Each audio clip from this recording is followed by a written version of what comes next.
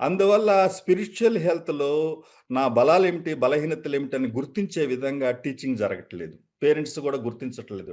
Parents గూడా అన్ని పిల్లల్నేంటంటే, మా వాడు అన్ని సబ్జెక్టులు బావుంటాయండి, ఇక్కడొక్కటే వీక్ అన్నట్టుగా మాట్లాడుతుంటారు. ఆ తర్వాత కోవిడ్ తర్వాత గూడా హైపర్ యాక్టివిటీ పిల్లల్లో పెరగటానికి గల కారణం తల్లిదండ్రులేంటంటే, వాళ్ళేది చేసినా ముచ్చట పడుతున్నారు తప్ప, వాళ్ళకి కుదురు నేర్పటం లేదు. ఒక చోట చక్కగా కూర్చొని ఒక పాట ఎలా పాడాలి? సంగీతం ఎట్లా నేర్చుకోవాలి? ఒక బొమ్మ ఎట్లా వేయాలి? ఒక కథ ఎట్లా వినాలి? అసలు కథల్లో చాలా జ్ఞానమొస్తుంది. కథ ద్వారా ఏంటి అంటే, ఒకసారి చక్కగా వింటారు. విన్నదాన్ని తిరిగి చెప్పటం. చెప్పేటప్పుడు వాళ్ళ క్రియేటివిటీని అందులో మిక్స్ చేసి చెప్తారు.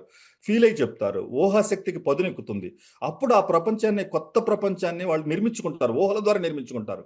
భౌతికంగా చూసిన దాని మీద ఒక మెట్టు ఎదుగుతారు. ఆ కథలు చెప్పేటప్పుడు. ఆ మెట్టెక్కి మళ్ళీ ఇంకొకళ్ళతో షేర్ చేసుకుంటాలు. అందులో మేధస్సు ఉంటుంది, హృదయ స్పందనలు ఉంటాయి. ఆ 2 ఉంటాయి.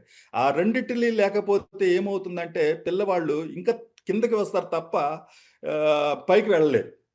అంటే పిల్లల్లో ఆ ఆబ్జెక్టివ్ రియాలిటీని, సమాజాన్ని చూస్తాం, ప్రకృతిని చూస్తాం, కుటుంబాన్ని చూస్తాం, స్కూల్‌ని చూస్తాం.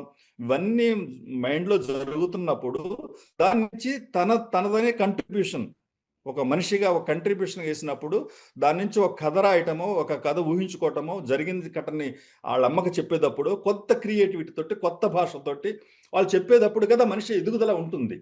ఆ ఎదుగుదల అనేది అందులో ఒక సంస్కృతి ఉంటుంది, ఒక భాష ఉంటుంది, ఒక హృదయం ఉంటుంది, ఒక స్పందన ఉంటుంది. ఒక టెక్స్ట్ బుక్ ఎడ్యుకేషనే కాదు. ఈ ఈ ఎడ్యుకేషన్ అనేది పిల్లలకి అందించాల్సిన అవసరమైతే ఉంది.